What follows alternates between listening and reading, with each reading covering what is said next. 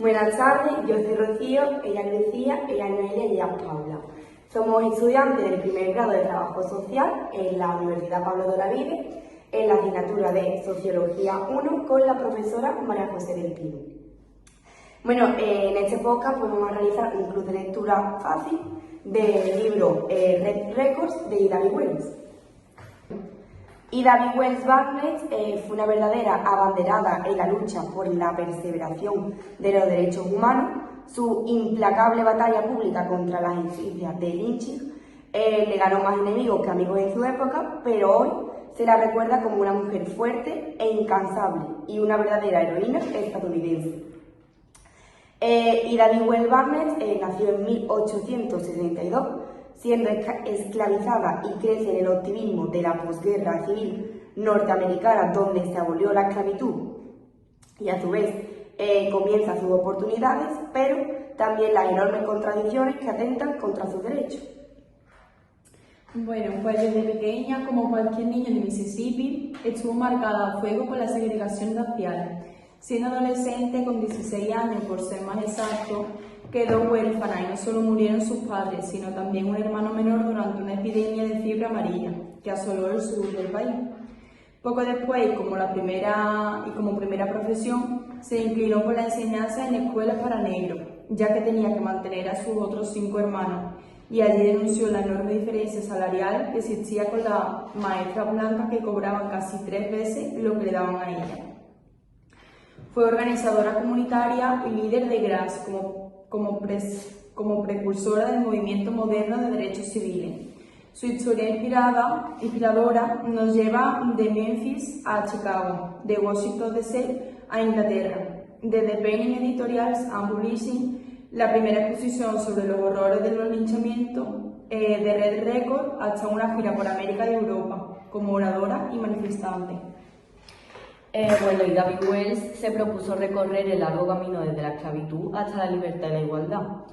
Prueba de ello fue lo que le ocurrió en 1884, cuando un chofer del tren del Memphis and Charlotte Railway le ordenó abandonar su asiento y dirigirse al atestado vagón de fumadores.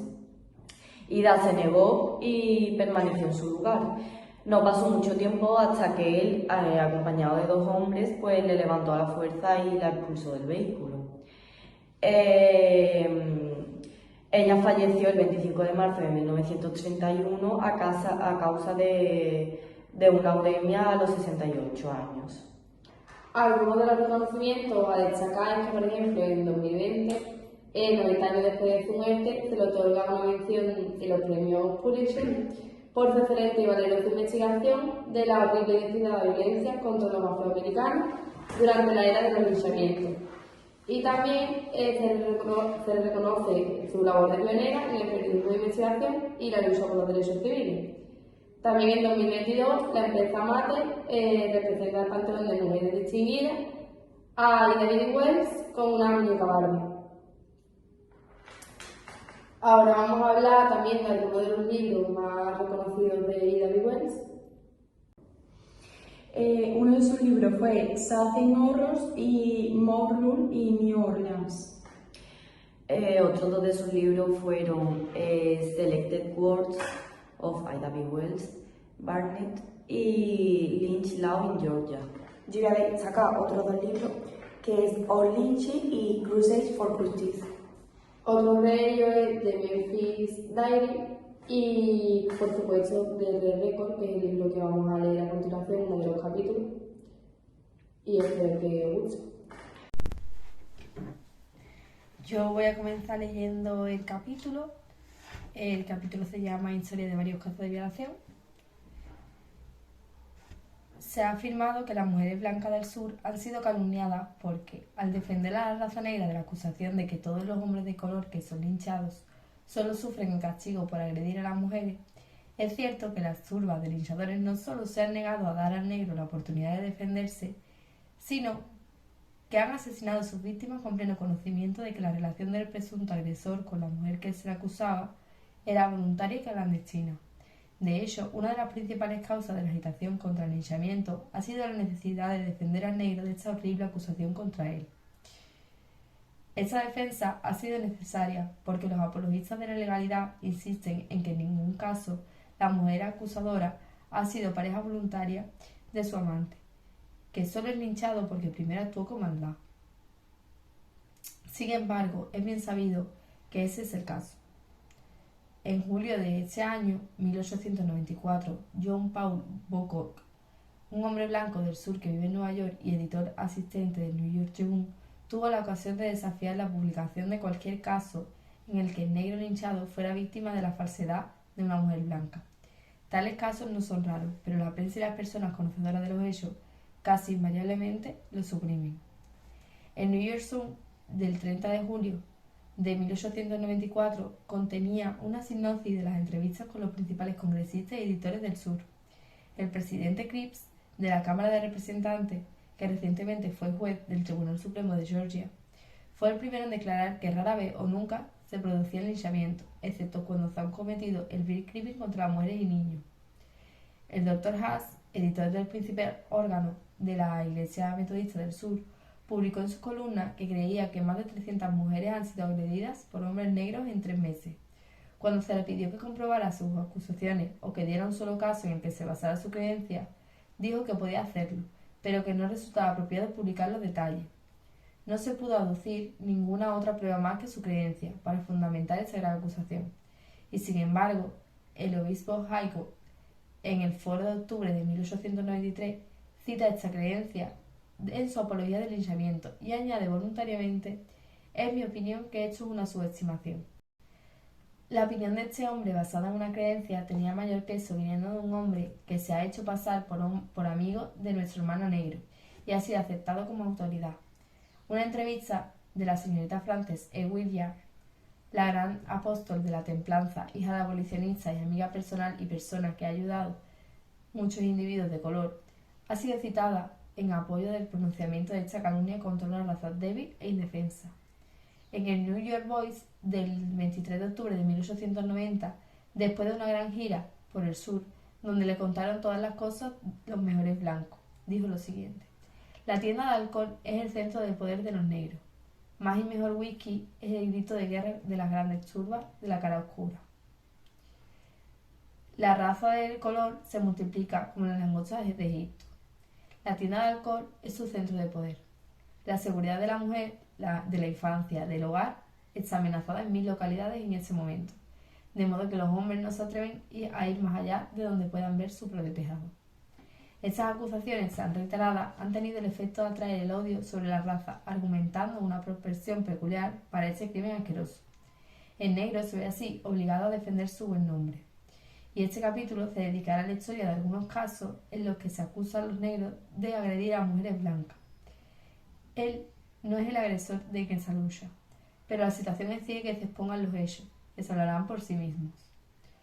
De los 1.115 hombres, mujeres y niños negros ahorcados, fusilados y asados vivos desde el 1 de enero de 1882 hasta el 1 de enero de 1894, inclusive, solo 348 de este total fueron acusados de violación. Casi 700 de estas personas fueron linchadas por cualquier otra razón que pudiera ser inventada por una turba que deseara darse el gusto de un linchamiento en grupo.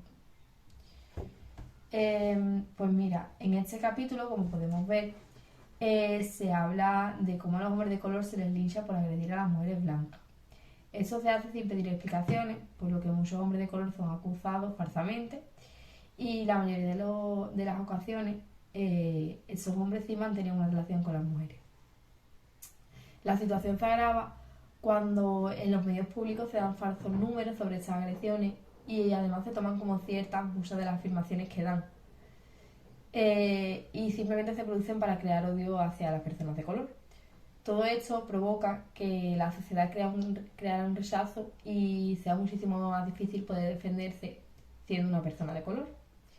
Y de las 1000 personas que fueron linchadas, más de la mitad eran calumnias o simplemente se les linchaba sin ningún tipo de razón y sin dejarse explicar ni defenderse. Yo voy a leer el apartado de la mentira de una mujer blanca. La Gaceta de Cleveland, Ohio, del 16 de enero de 1892, da cuenta de uno de estos casos de violación. La señora Underwood, esposa de un ministro de Iliria, acusó a un afroamericano de violación. Le contó a su marido que durante su ausencia en 1888, cuando hacía campaña en el estado por el Partido de la Prohibición, el hombre se acercó a la puerta de la cocina, entró por la fuerza en la casa y la insultó. Ella trató de expulsarlo con un pesado atizador, pero él la dominó y le dio cloroformo, y cuando se despertó tenía la ropa rota y estaba en un estado horrible. No conocía al hombre, pero podía identificarlo. Posteriormente señaló a William Offert, un hombre casado que fue detenido y al estar en Ohio se le concedió un juicio. El prisionero negó con vehemencia la acusación de violación, pero confesó que había ido a la residencia de la señora Underwood por invitación suya y que había intimidado con ella, infringiendo la ley a petición de ella. Esto no le sirvió de nada contra el testimonio prestado bajo juramento de la esposa de un ministro que era una dama de la más alta respetabilidad. William fue declarado culpable e ingresó en la penitenciaria el 14 de diciembre de 1888, condenado a 15 años.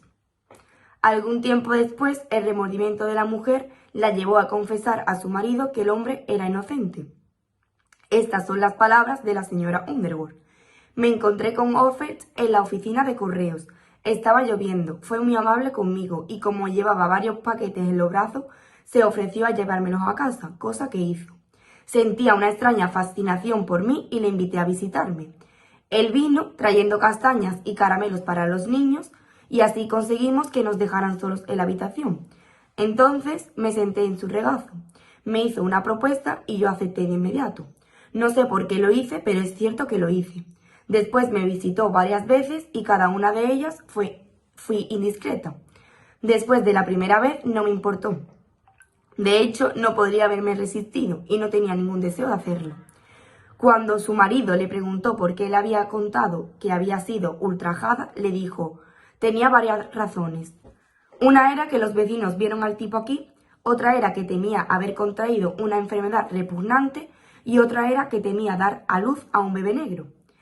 Esperaba salvar mi reputación contándote una mentira deliberada. Su marido, horrorizado por la confesión, hizo que Offert, que ya había cumplido 4 años, fuera liberado y consiguió el divorcio. Ha habido muchos casos de este tipo por todo el sur, con la diferencia de que los hombres blancos del sur, con una furia insensata, descargan su venganza sin intervención de la ley sobre el negro, que tiene relaciones con sus mujeres. Este apartado va sobre el caso de la señora Underwood, que acusa a un afroamericano llamado William de una presunta violación hacia ella. Durante este apartado, la señora Underwood le cuenta a su marido todo lo sucedido y como su marido era ministro, William entra en la cárcel de una pena de 14 años. Al tiempo, la señora Underwood le cuenta toda la verdad a su marido y resulta que fue también por petición de ella, por lo que William no era el culpable de una violación. Bueno, pues yo voy a hablar sobre la tercera parte del capítulo llamado Trató de fabricar un ultraje. El Memphis Tennessee Ledger del 8 de junio de 1892 publica lo siguiente. Si Lily Bailey, una muchacha blanca de 17 años bastante bonita que se encuentra ahora en el hospital de la ciudad, fuera algo menos reservada sobre su desgracia, sabríamos algunos detalles extremadamente nauseabundos de la historia de su vida. Es la madre de un monito. La verdad podría revelar una depravación temible o la evidencia de un ultraje de categoría.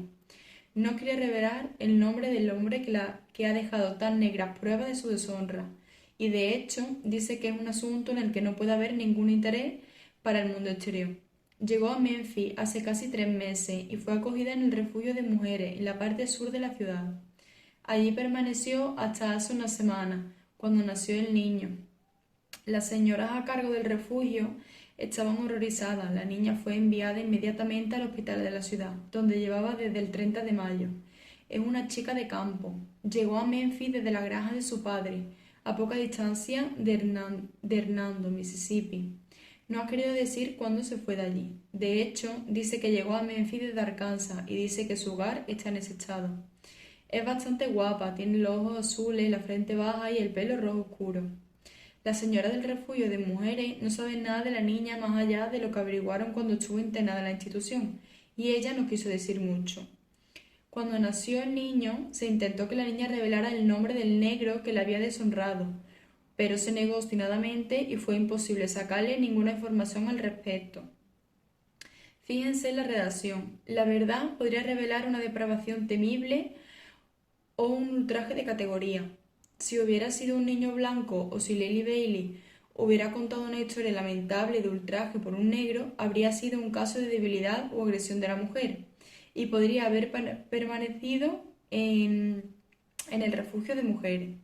Pero tener un niño negro y ocultar el nombre de su padre y evitar así el asesinato de otro violador negro era un caso de temible depravación. Si hubiera revelado el nombre del padre, lo habrían linchado y acusado de agresión a una mujer blanca. Bueno, pues esta parte del capítulo nos habla sobre una chica que se llama Lily Bailey, que tiene 17 años y esta chica es blanca. Ingresa en el hospital de la ciudad ya que había tenido un hijo y resulta pues que ese hijo era de color. A pesar de lo que le insisten, decirle el nombre del padre, ella se niega, ya que si dice el nombre del padre, pues lo más seguro es que lo acusarán de violación, ya que en aquellos entonces las relaciones entre una mujer blanca y un hombre negro se consideraban fruto de una violación o de abuso sexual, aunque ellos, pues el hijo que habían tenido, pues había sido de una relación consentida. Y bueno, pues ella se negaba rotundamente a decir el nombre del padre y ya que eso estaba súper mal visto en aquellos entonces. Quemado vivo por adulterio. Edward Coy fue acusado de agredir a una mujer blanca en Texarkana, Arkansas. Los despachos de prensa del 18 de febrero de 1892 relataron con detalle cómo fue atado a un árbol.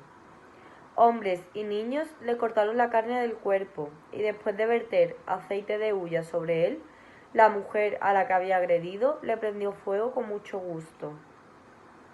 Y 15.000 personas lo vieron morir quemado.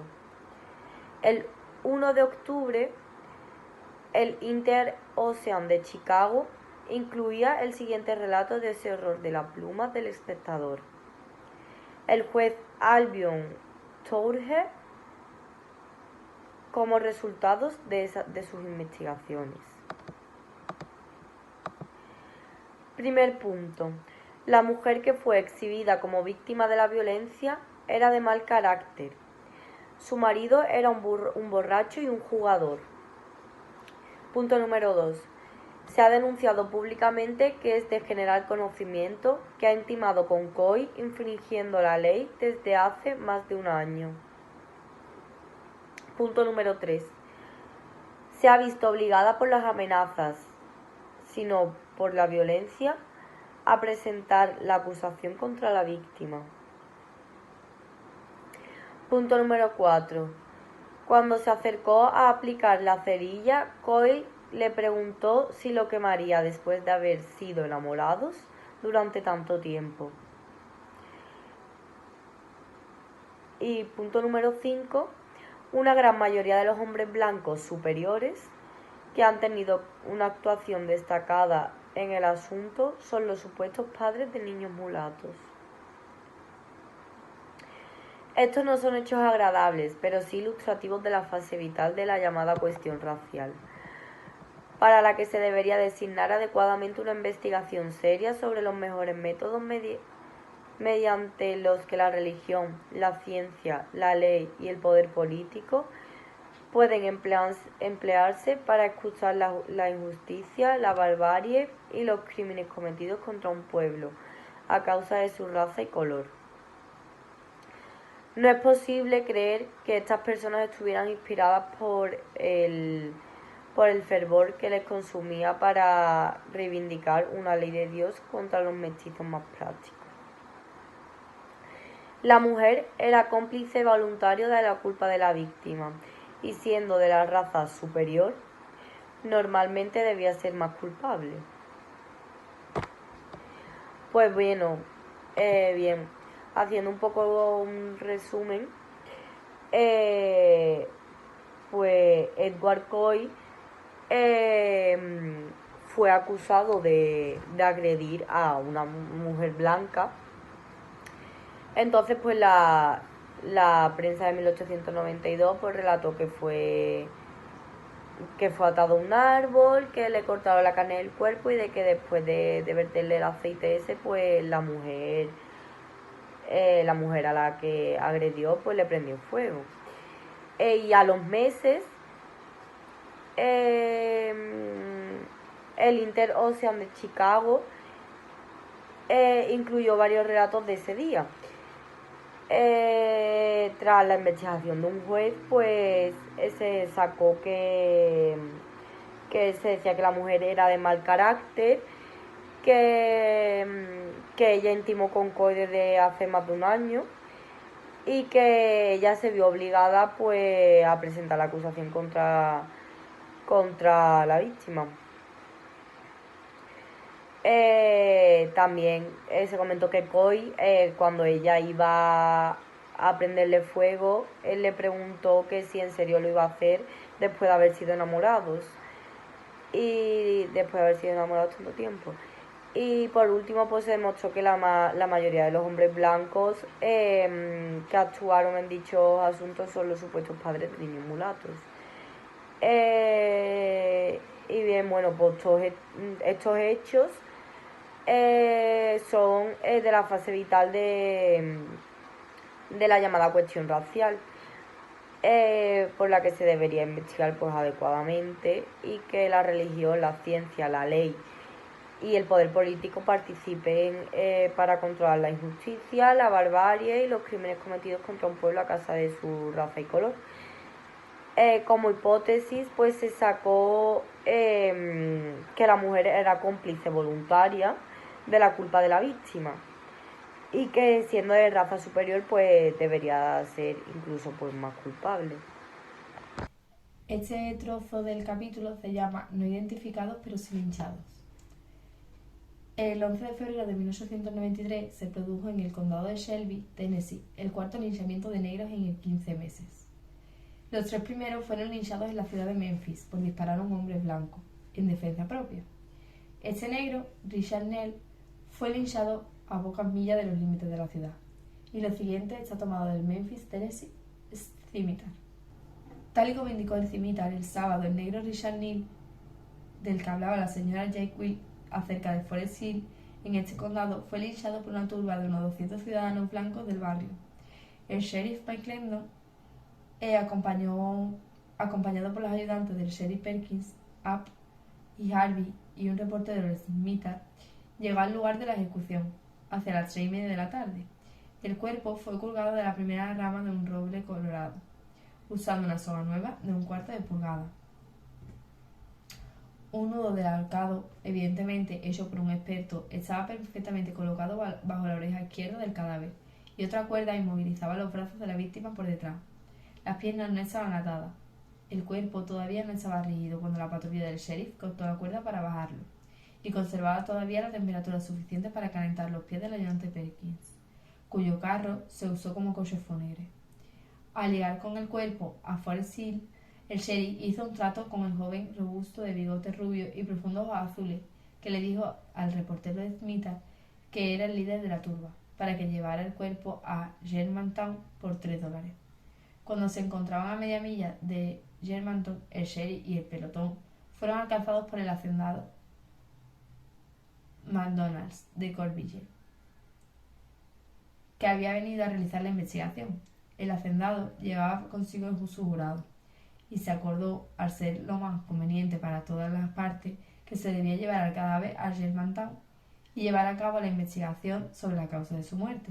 Y así lo hizo, y se emitió un veredicto de la muerte por ahorcamiento a mano de desconocidos.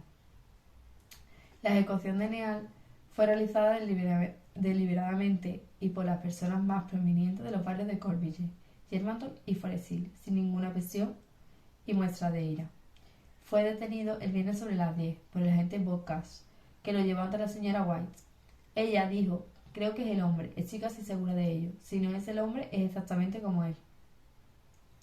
El abrigo del negro también estaba roto y había otras circunstancias en su contra. El comité se reunió y presentó su informe, y el presidente sometió a votación la cuestión de culpabilidad o la inocencia.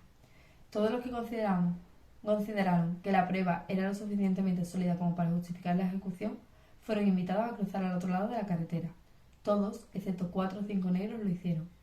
A continuación, el comité colocó a Neil en una mula con los brazos atados a la espalda y se dirigió al lugar del crimen, seguido por la turba.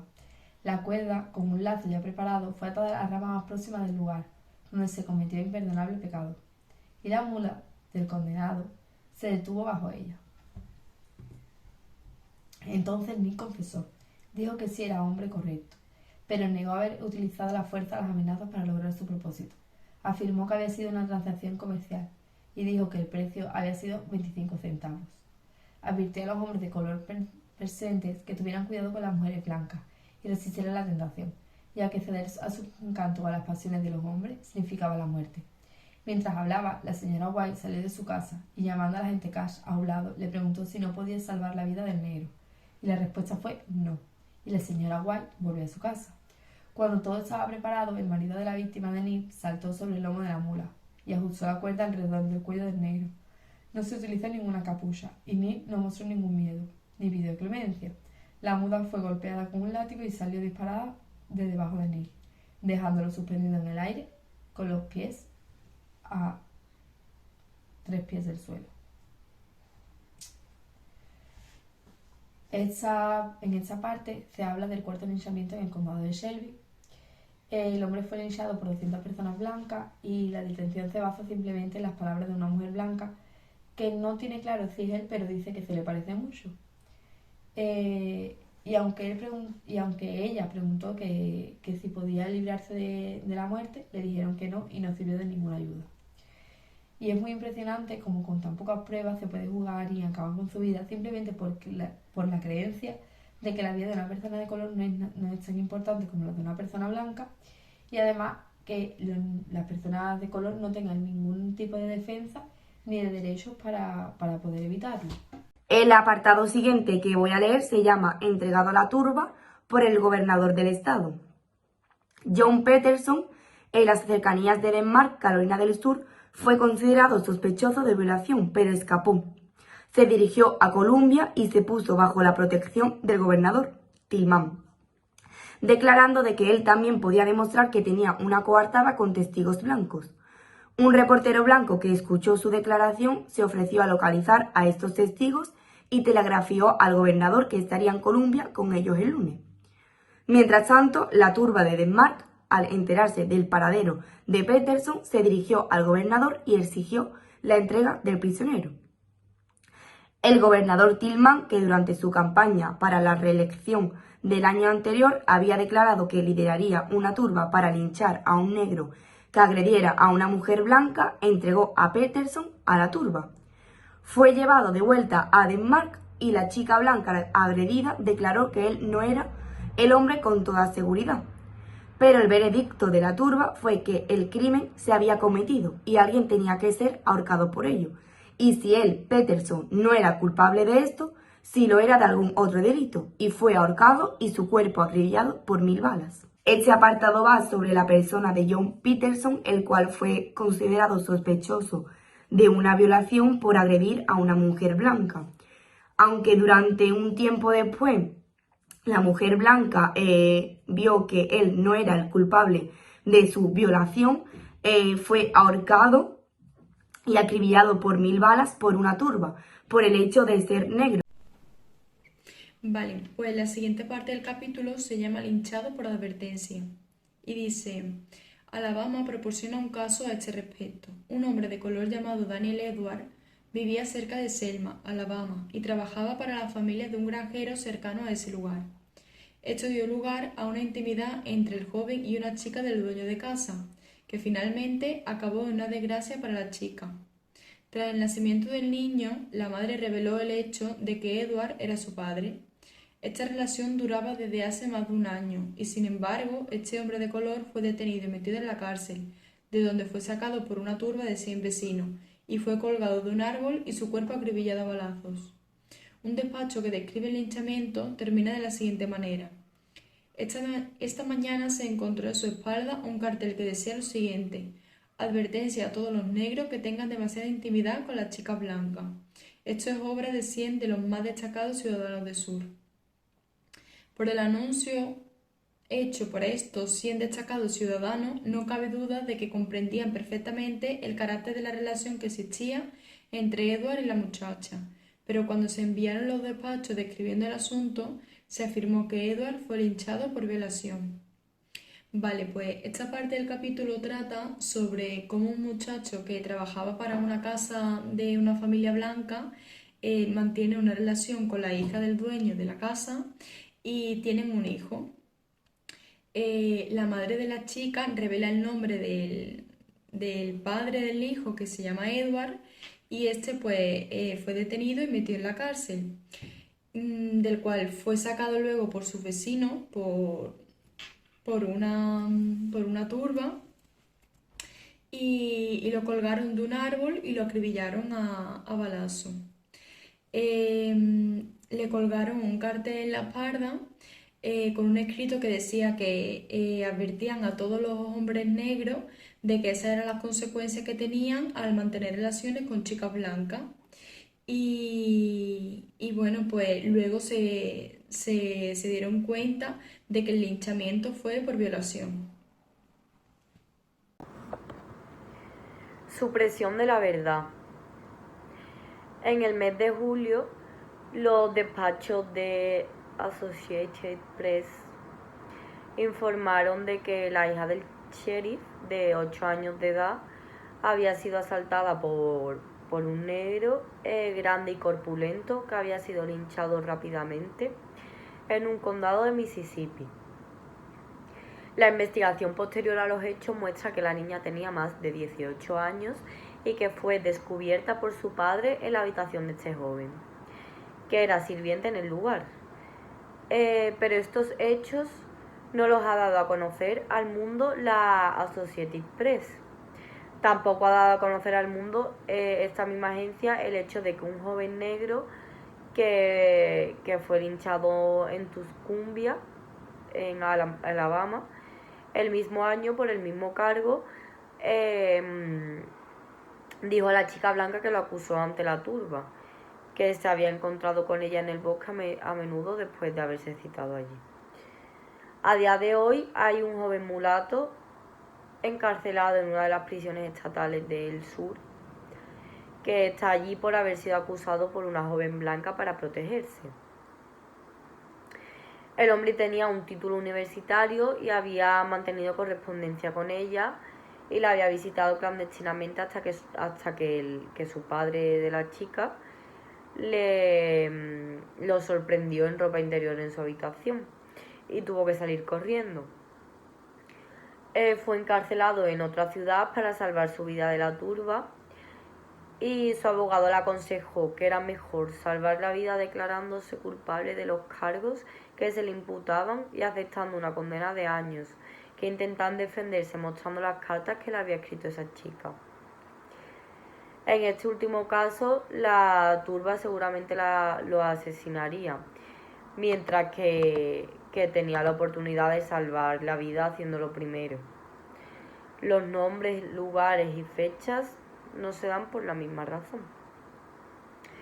La excusa ha llegado a proporcionar tanta seguridad que no es de extrañar que una muchacha de Filadelfia, hermosa y bien educada y de buena familia, hiciera una confesión pública en todos los diarios de esa ciudad en octubre de 1894, en la que decía que había estado robando durante algún tiempo y que para encubrir uno de sus robos había dicho que había sido atada y amordazada en la casa de su padre por un hombre de color y que éste le había robado dinero.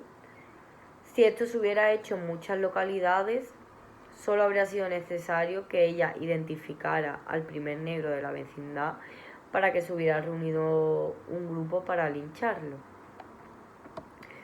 Pues bueno, un resumen A modo de resumen, pues decir que la Associated Press hizo un comunicado de que la hija del sheriff, que tenía 8 años, había sido asaltada por un hombre negro, el cual fue linchado rápidamente en Mississippi. Y tras una investigación pues se demuestra que la niña no tiene 8 años, tiene 18 años, y que fue descubierta por su padre en la habitación de este joven, el cual él era sirviente del hogar del padre. Esto fue cosa que nunca llegó a sacar la Associated Press. Y bueno, un hombre que tenía su título universitario y el cual pues había mantenido correspondencia con ella, pues está encarcelado por haber sido acusado por una joven blanca para protegerse ella. Bueno, algo que me ha llamado la atención es que fue encarcelado en otra ciudad para salvar su vida de la turba, y que su abogado, el abogado de él, pues le aconsejó que era mejor salvar su vida declarándose culpable de los cargos que se le imputaban y aceptando una condena de años, que intentar defenderse mostrando las cartas que le había escrito esta chica, porque la turba pues lo asesinaría, mientras que declarándose culpable pues podía salvar su vida y simplemente sería una condena de unos años. Y bueno, los nombres, los lugares, las fechas y eso pues tampoco se dan por el mismo motivo. En fin, una muchacha de buena familia publicó una confesión también. Este es otro, pues publicó una confesión para todos los periódicos de esa ciudad en el año 1894, que decía que ella había estado robando durante un tiempo, y que para justificarse, para encubrirse de esos robos, pues dijo que había sido atada y amordazada en casa de su padre por un hombre de color, y que este pues le había robado dinero, y que bueno, para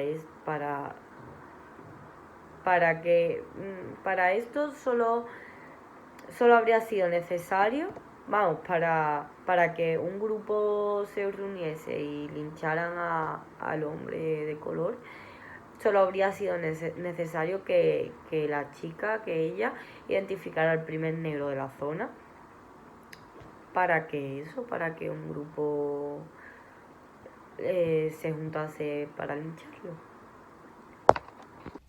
Esta parte del capítulo se llama Una vil calumnia y una escasa retractación. Lo siguiente, publicado en el Cleveland, Ohio, Letter, del 23 de octubre de 1894, no hace más que subrayar nuestra exigencia de que se dé un juicio justo a los acusados de crimen. La sensacional historia enviada anoche de Hicksville, según la cual un negro había tragado a una niña de 4 años, resulta ser una vil petraña. Los corresponsales que se informaron de los detalles deberían haberse tomado la molestia de investigar, y los funcionarios deberían haber esperado a saber más del asunto antes de dar una información tan exagerada. El negro, Charles Mahoney, había estado trabajando para un par de mujeres y al parecer había trabajado todo el invierno sin ser remunerado. Había una niña pequeña y la madre y la abuela de la niña evidentemente inventaron la historia con la idea de asustar al negro para que se fuera de allí y así saldar las cuentas.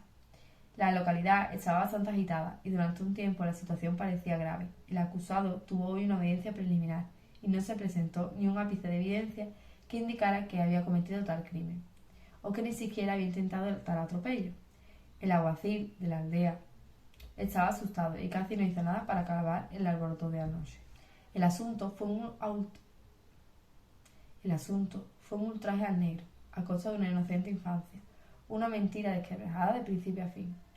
La historia original circuló por todo el país de Inglaterra, pero Cleveland Lender, hasta donde se sabe, es el único diario que ha publicado estos hechos para refutar las calumnias que tan a menudo se publican en contra de la raza. No solo es cierto que muchos de los supuestos casos de violación contra los negros son como los mencionados anteriormente, sino que el mismo crimen cometido por hombres blancos contra mujeres y niñas negras nunca es castigado por las turbas ni por la ley.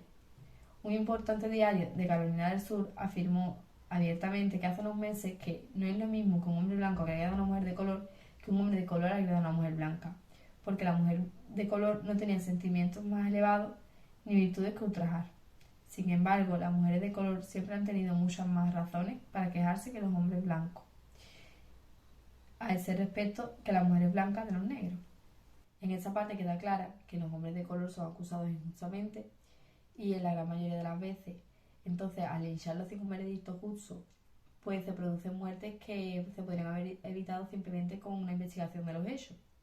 También se dice que hay publicaciones de afirmaciones como esta, y se dice que solamente se le castiga a los hombres de color, ya que si estos actos los realizaran hombres blancos, o simplemente si las víctimas fueran mujeres o niñas negras, no se les tendría de ninguna manera el mismo tipo de castigo. Y por último, el apartado que voy a leer se llama Illinois tiene un linchamiento. En el mes de junio de 1893, la orgullosa mancomunidad de Illinois se unió a las filas de los estados linchadores. Illinois, que dio al mundo los héroes inmortales Lincoln, Grant y Logan, arrastró su bandera de la justicia en el polvo y tiñó sus manos de rojo de la sangre de un hombre cuya culpabilidad de un delito no se había demostrado. El 3 de junio de 1893, los alrededores de Decatur, una de las ciudades más grandes del estado, se vieron sobresaltados por la noticia de que una mujer blanca había sido agredida por un vagabundo de color. 3 días después, un hombre de color llamado Samuel Bush fue detenido y encarcelado. Un hombre blanco testificó que Bush, el día de la agresión, le preguntó dónde podía conseguir algo de beber y le indicó la casa donde posteriormente se dijo que había sido agredida la esposa del granjero. Bush dijo que fue hasta el pozo pero que no se acercó a la casa y que no agredió a ninguna mujer. Tras ser detenido, la presunta víctima no pudo verle para identificarle y se asumió que era culpable. Los ciudadanos decidieron matarlo. Se reunió una turba, se dirigió a la cárcel, no encontró resistencia, cogió al sospechoso, lo sacó a rastras arrancándole toda la ropa del cuerpo y luego lo colgó de un poste de un telégrafo. El gran jurado se negó a acusar a los linchadores, aunque los nombres de las más de 20 personas que lideraban turba eran bien conocidos. De hecho, se acusó a 22 personas, pero los miembros del gran jurado y el fiscal no se pusieron de acuerdo sobre el delito del cual, lo que hizo que los miembros del jurado cambiaran de opinión. Todas las acusaciones fueron reconsideradas y se desestimó el asunto.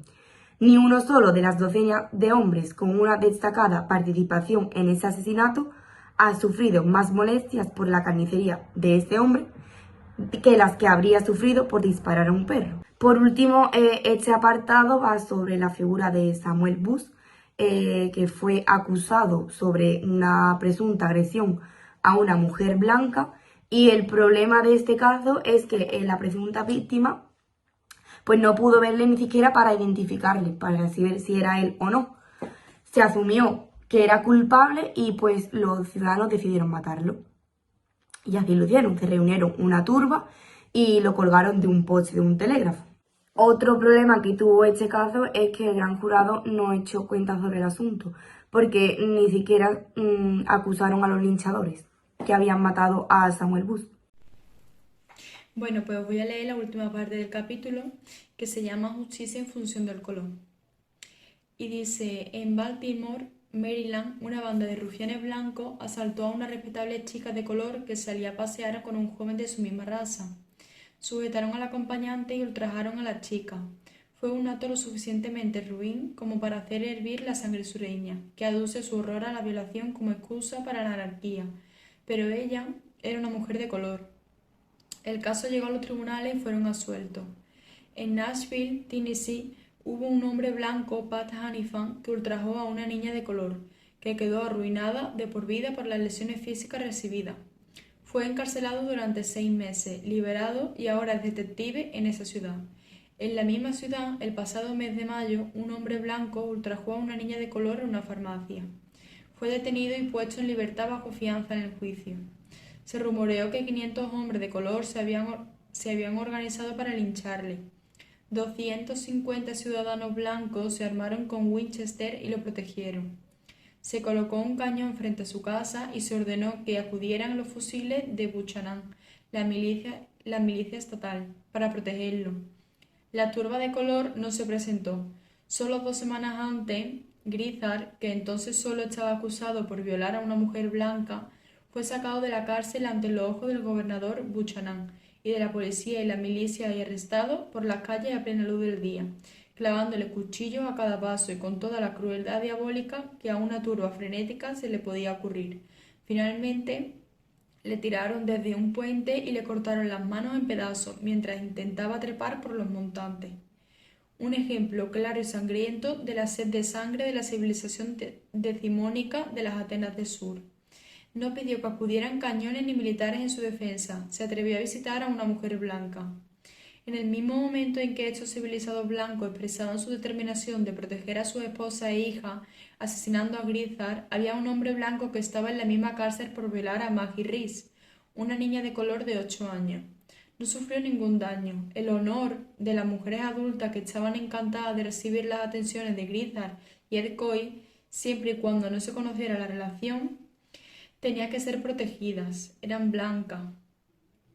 El ultraje a una niña indefensa no necesitaba ser vengado en este caso, era negra. 2 meses después, en Guthrie, territorio de Oklahoma, un hombre blanco infligió tales heridas a otra chica de color que ésta falleció.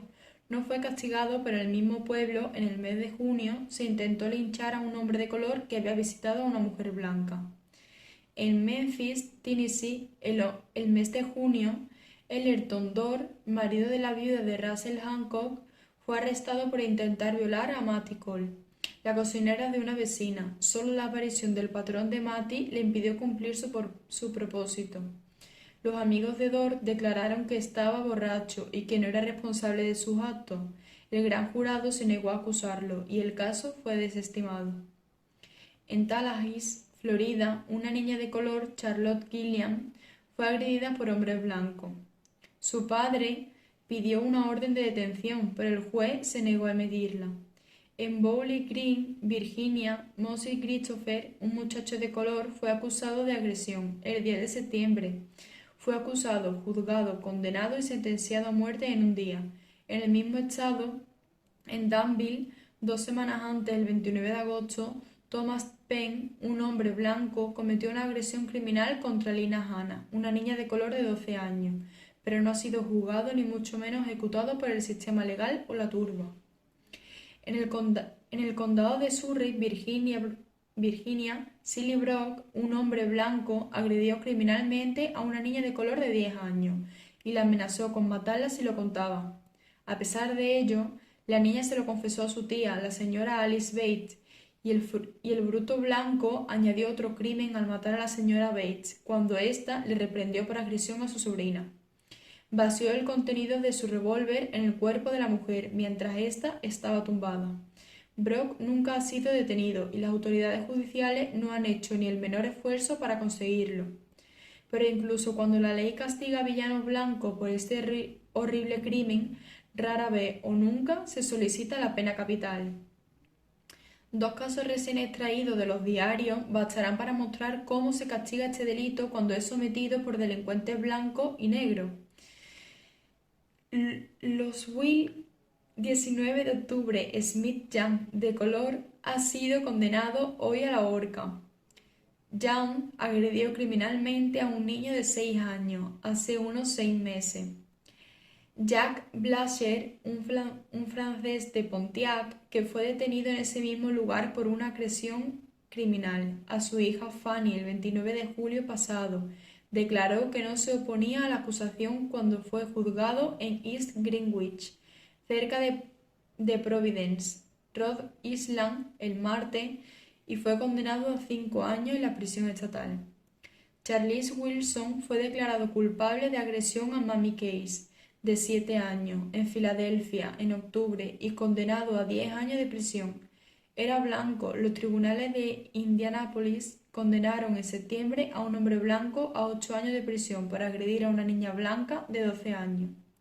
El 24 de abril de 1893 se fijó un linchamiento en Denmark, Carolina del Sur, por una acusación de violación. Una muchacha blanca acusó a un negro de agresión y la turba estuvo a punto de lincharlo. Una hora antes del linchamiento, 3 respetables hombres blancos llegaron al pueblo y declararon solemnemente que el negro acusado estaba trabajando para ellos a 25 millas de distancia el día y la hora en que se había cometido el crimen. En consecuencia, fue puesto en libertad. La palabra de un blanco se acepta incuestionablemente tanto si es a favor como si es en contra de un negro. Vale, y esta parte del capítulo nos habla sobre cómo actuaba la justicia ante las violaciones y las agresiones sexuales en aquellos entonces. Se basaban básicamente en si el acusado era de color o era blanco. En caso de que éste fuera blanco y la víctima fuera de color, apenas se le sometía en ninguna condena o había veces que la condena era inexistente. Y en caso de que el culpable fuera blanco y la víctima fuera también blanca, a este sí se le tomaba en serio el delito, o sea, el delito que había cometido, y sí se le ponía una condena de varios años de cárcel. Y siempre que el culpable era de color y la víctima pues era de blanca, siempre se le condenaba a prisión y siempre o casi siempre se le condenaba a pena de muerte. Y como podemos ver, pues había muchísima injusticia basada en el racismo que había en aquellos entonces y cómo la palabra de un hombre blanco valía 3 veces más que la de un hombre negro, puesto que en el último caso en el que iban a acusar a un hombre negro, 3 hombres blancos que trabajaban con él le pide que por favor que no lo metan en prisión porque trabajaba para ellos. Y aún así, pues no lo meten en prisión porque la palabra de una persona blanca pues vale 3000 veces más que la de una persona de color. Y esta era la injusticia que había en aquellos entonces. Bueno, pues como conclusión, como hemos podido comprobar en este capítulo, David Wells se destaca por la lucha incansable defendiendo los derechos humanos y criticando el rechazo hacia los afroamericanos, haciendo referencia a las injusticias que existían en esa época. Hasta aquí nuestro podcast de hoy, espero que os haya gustado y yo personalmente pues, estoy muy contenta de haberlo hecho con ellos.